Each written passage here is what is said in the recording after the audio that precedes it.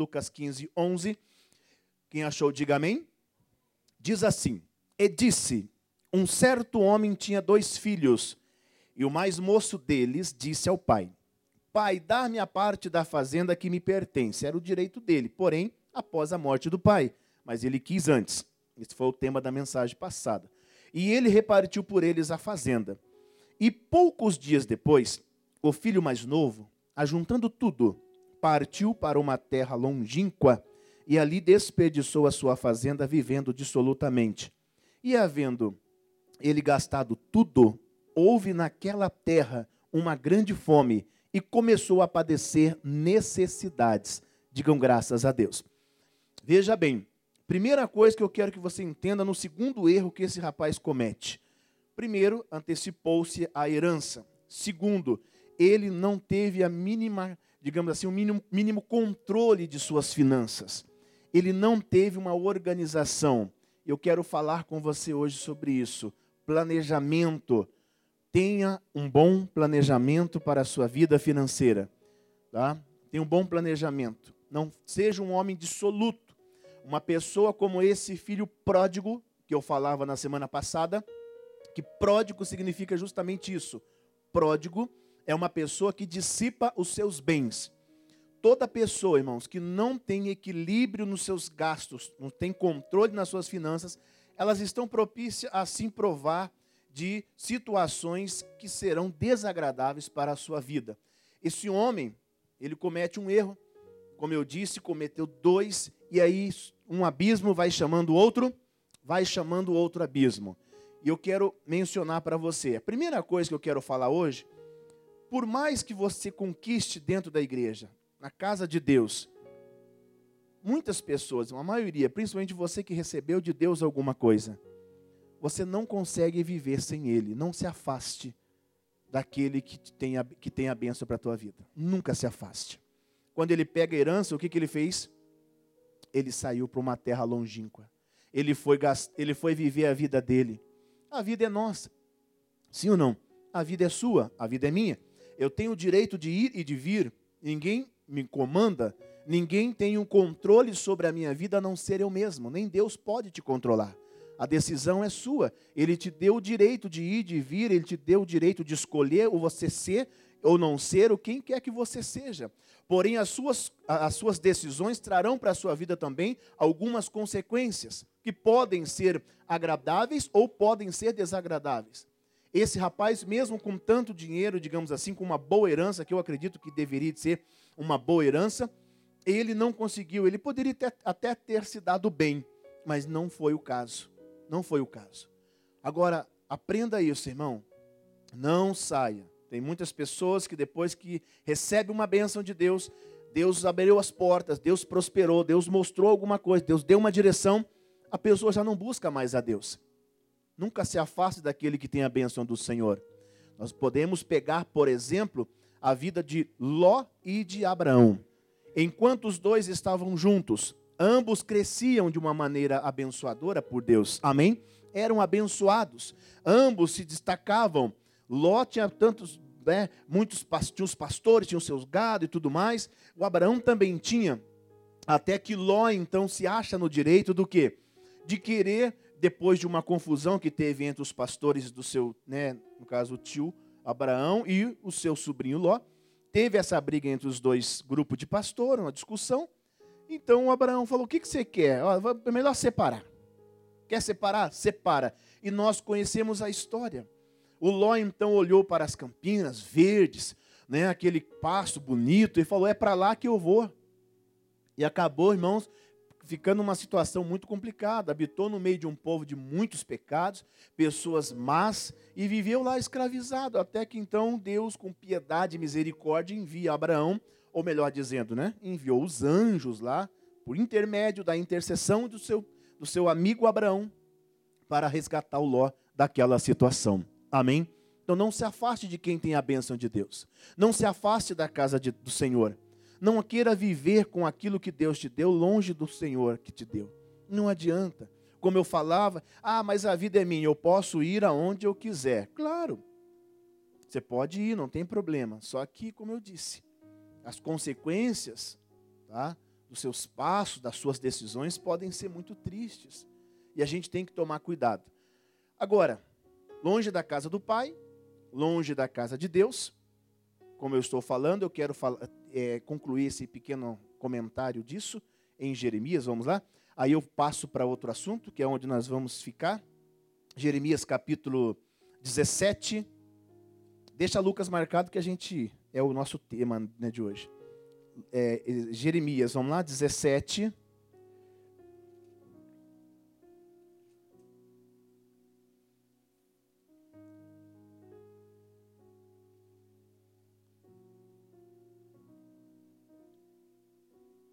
Versículo de número 13.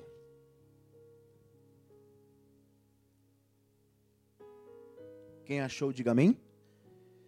Ó Senhor, esperança de Israel. Ele é a tua esperança, irmão. Deus é a esperança de todos nós. Deus é o que todos precisam. Tá?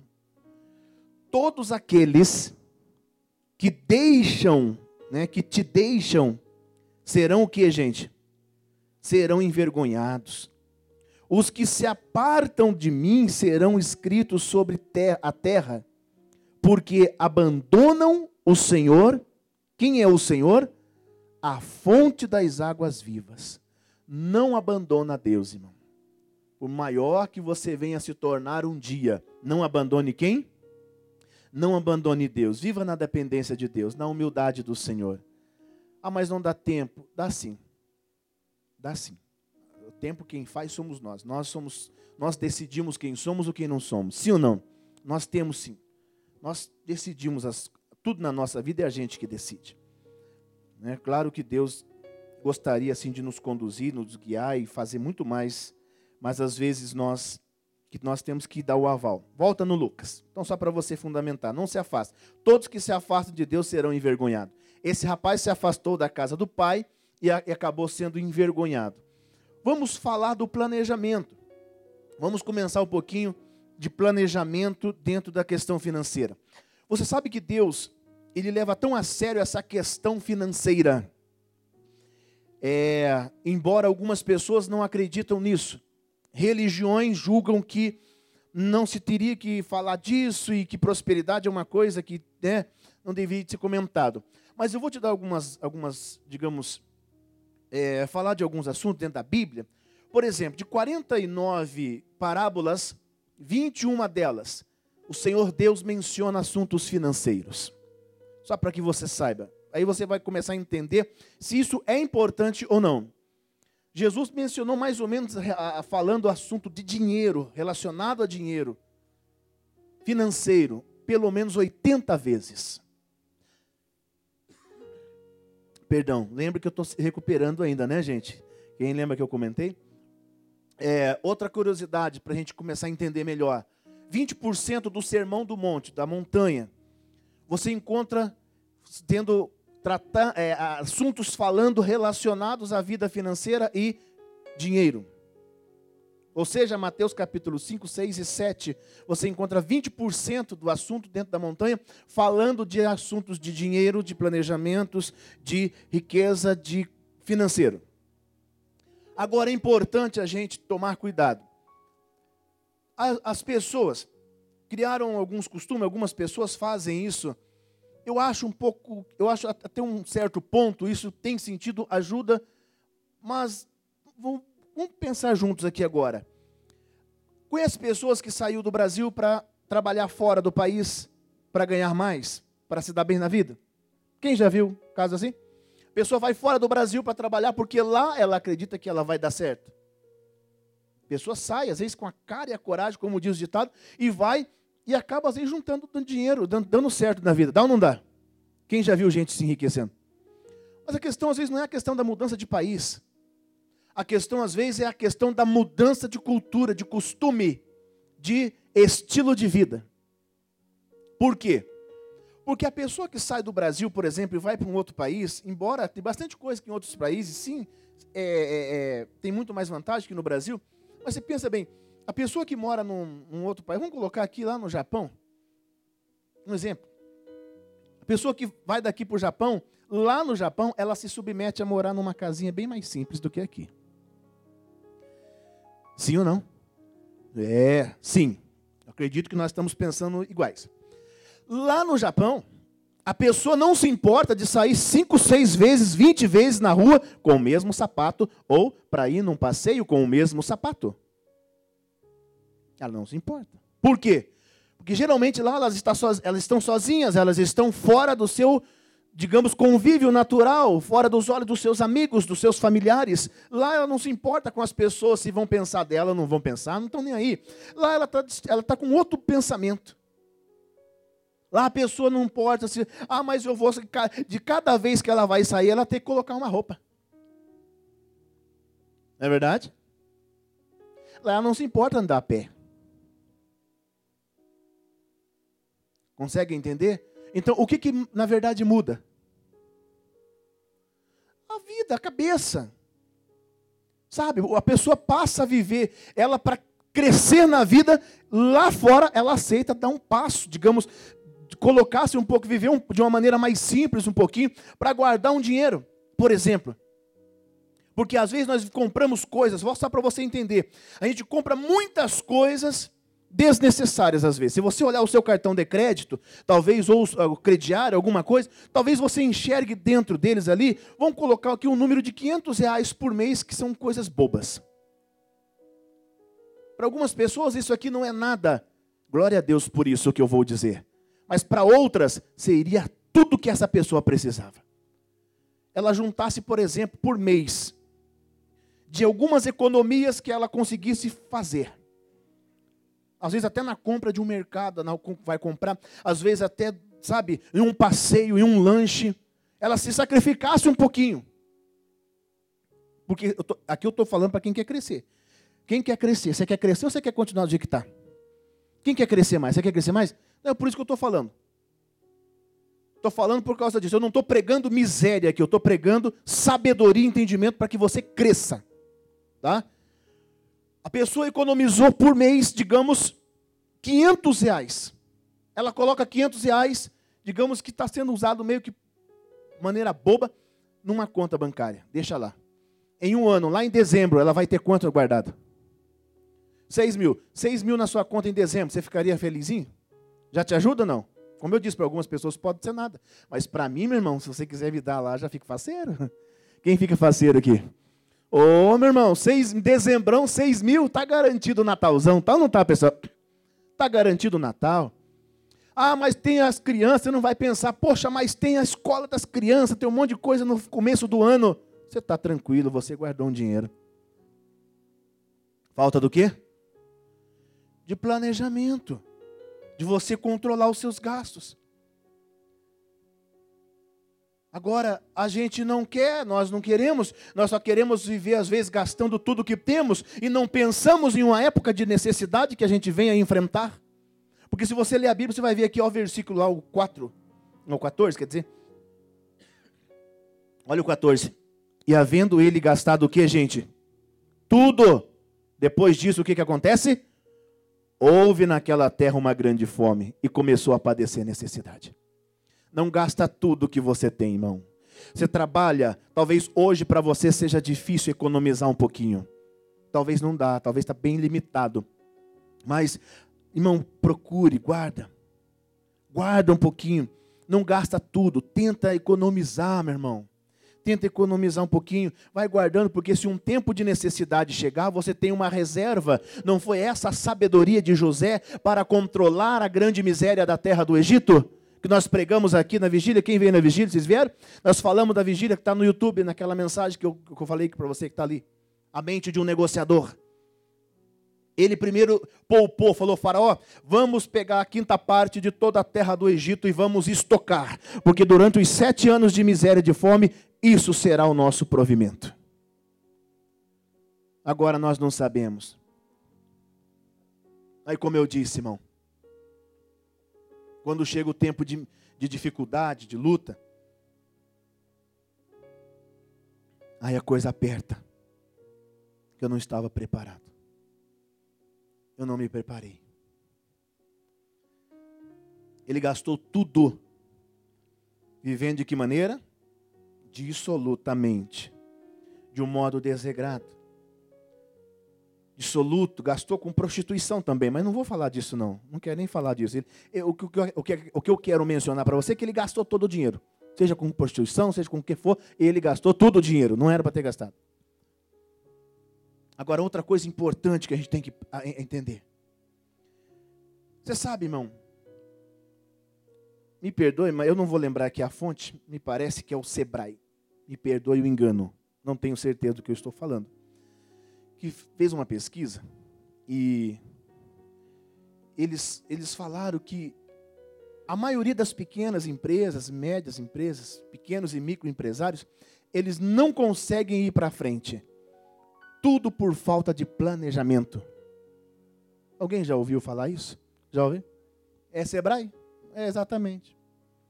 É que eu leio bastante, procuro informações, e às vezes eu não lembro de onde que eu estou falando. Aquela é, digamos, essa de onde que eu falo. Mas é o Sebrae. Você já ouviu? Por quê? Porque não tem planejamento. A pessoa não consegue planejar, não consegue, sabe? Ela não consegue, a cabeça não funciona. Tem que ter planejamento, tem que ter orçamento, tem que ter, controlar os seus gastos certinho, irmão. Saber. Deus fala aqui do ladinho, aqui, olha só para você ver. O capítulo 14, versículo 28, aí do lado aí da parábola do capítulo 15. Aí, ó. 14, 28, de Lucas mesmo. Lá no Lucas 14, 28. Acharam? Olha aí, ó. Pois qual de vós, querendo edificar uma torre, nós estamos cansados de ouvir isso aqui já. Não se assenta primeiro a fazer contas dos gastos para ver se tem como acabar? Para que não aconteça que depois de haver posto os alicerces, e não podendo acabar, todos os que virem comecem a escarnecer-se dele, dizendo, esse homem começou a edificar e não pôde o quê? Não pôde acabar. Ou qual é o rei que indo à guerra peleja contra o outro rei, não se assenta primeiro a tomar conselho sobre se com 10.000 pode sair ao encontro do que vem contra ele com 20.000?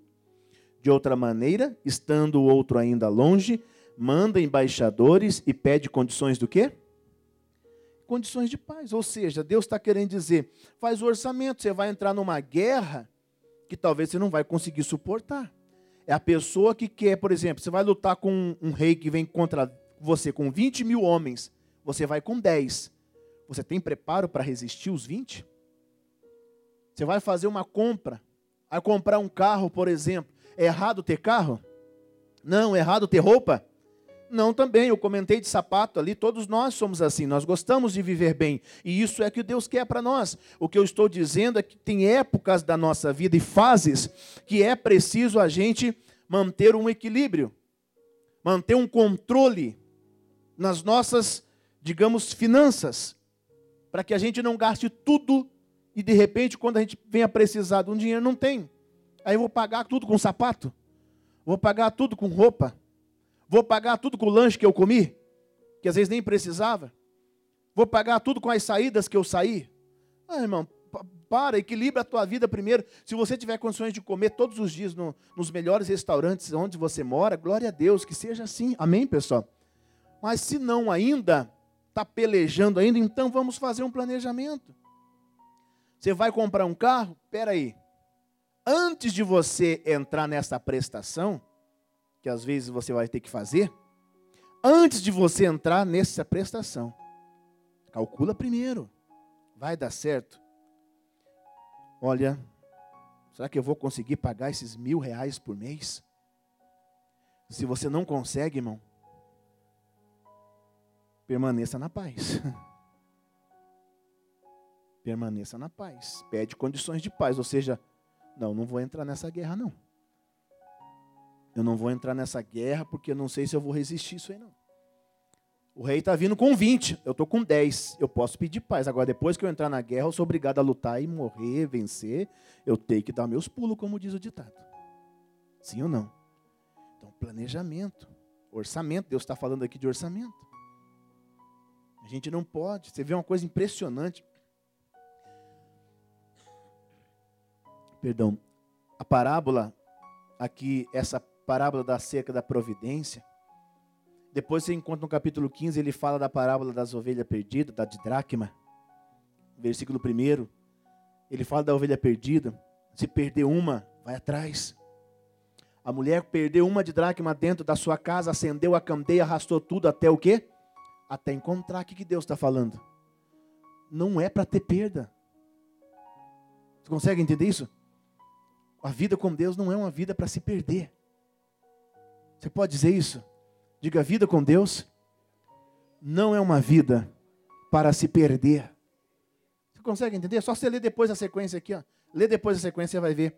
Ele conta, tem duas parábolas numa só, do capítulo 15, versículo 1, a parábola das ovelhas e da dracma perdida. Aí ele conta que ele procurou. Aí ele conta em seguida a história do filho pródigo, que pega tudo e desperdiça tudo. Querendo dizer o quê? Meu filho, quem é filho de Deus aqui? Não se perde na vida. Comigo, não é para se perder. Presta atenção, com equilíbrio, mantém-se focado, mantém-se equilibrado. Porque às vezes nós queremos mostrar, como eu falei, num outro país a gente vive num nível de vida muito mais baixo. A gente muito mais humilde, mais simples. Com isso a gente consegue sobrar dinheiro. Quem que não sobra? Aí a pessoa come lá miojo, não se importa em comer arrozinho, feijão, ou come qualquer comida, vai gordo, chega magro. Por quê? Porque ele sacrificou de maneira... Aí todo o dinheiro que ele pegava, ele fazia o quê? Ele guardava. Claro que vai dar certo. Não é que não vai dar? Amém, gente? Então esse rapaz não teve nenhum tipo de planejamento. Não conseguiu se organizar na vida. Amém? E se a gente não tomar cuidado, irmão, eu sou sincero para você. Tem gente que mesmo ganhando 10, 15 mil, se não se organizar, não vai conseguir se levantar. Sabia disso? Eu falei, hoje o meu pai é bem organizado. Eu li um livro de um escritor norte-americano, e nesse livro ele menciona que foi comprovado em pesquisa que a maioria das pessoas de classe baixa, média, as pessoas que não conseguem se desenvolver na vida, são as pessoas que mais odeiam planejamento. As pessoas que menos planejam, que menos fazem orçamento, que menos calcula as suas decisões, os seus gastos, são as que menos crescem na vida. Isso é comprovado. Eu não lembro do livro, mas eu já li isso aqui, é certeza que eu estou falando.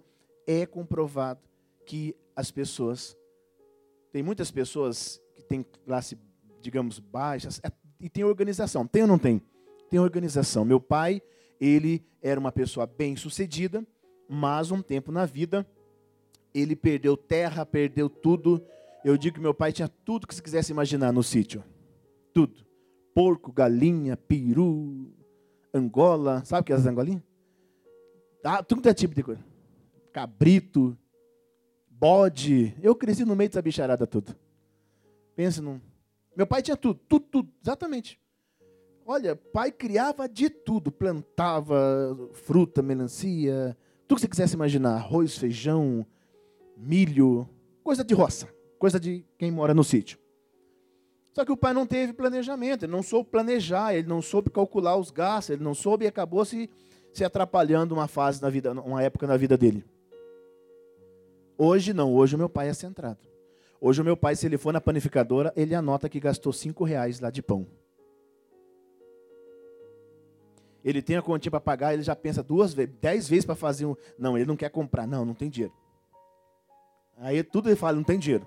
Pegou um trauma de dívida, né? Exatamente. Mas, como eu estou dizendo para você, tem muitas pessoas organizadas.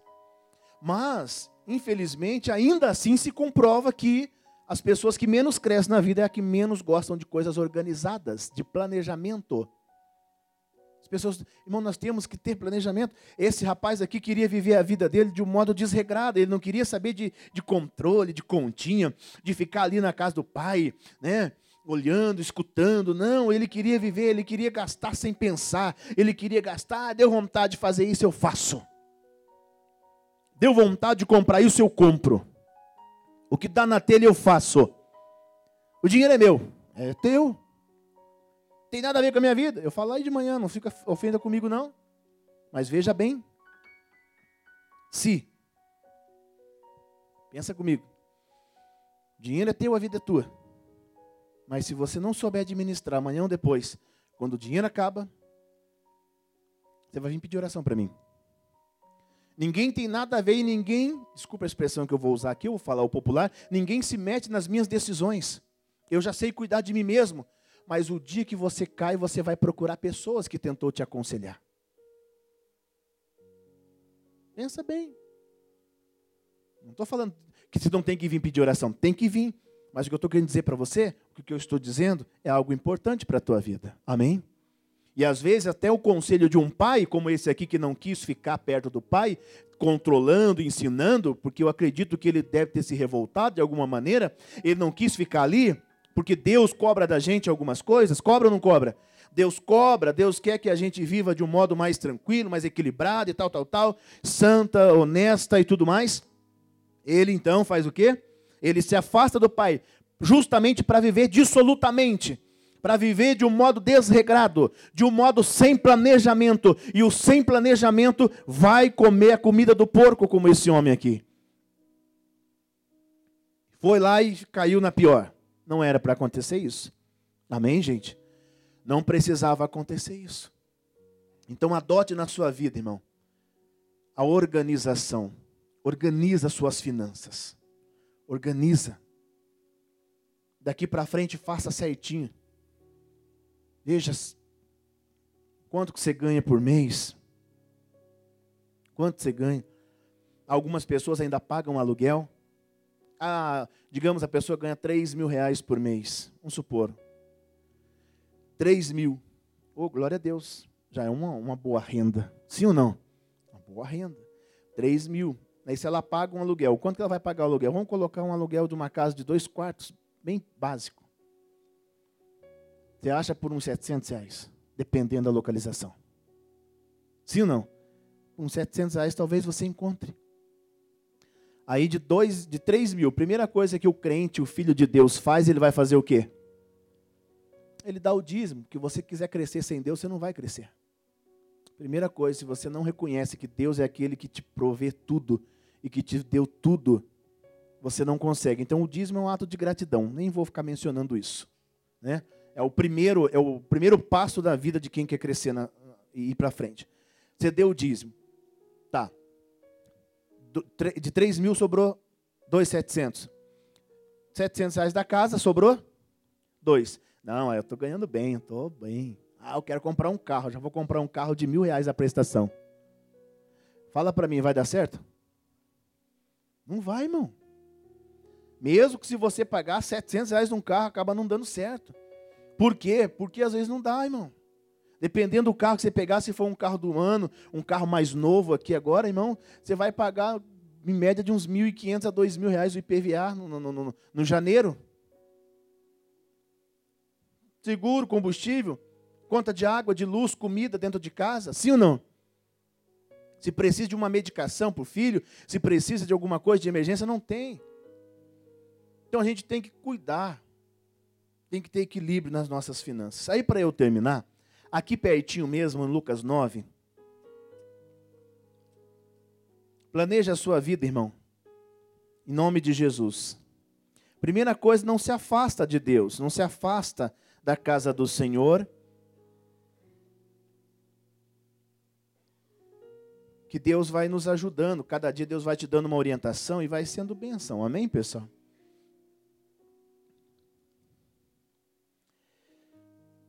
Eu vou direto no versículo 14. Houve a primeira multiplicação dos pães e peixes. Ali, os discípulos queriam despedir e Jesus então fala, né? Jesus começa a dizer a ele, versículo 14, estou indo direto no assunto que eu quero para ganhar tempo. Porquanto ali, estavam ali 5.000 homens, né? Estavam ali quase 5.000 homens, mais ou menos. Disse então aos seus discípulos, fazei-os assentar em grupos de 50 em 50. E assim fizeram, fazendo-os assentar a todos. E tomando os 5 pães e os 2 peixes, e olhando para o céu, o abençoou, e partiu-os e deu-os aos seus discípulos para os porem diante da multidão.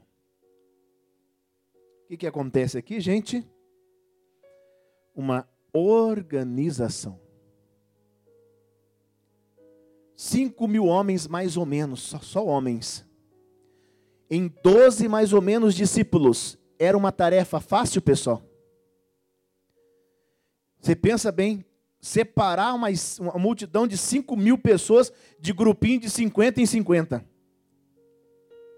Tem que ter espaço em primeiro lugar e tem que ter dedicação. Todo mundo tem que ficar deitadinho aqui, 50 em 50. Não podia ser 60, não podia ser 70. Era 50 em 50 e 50.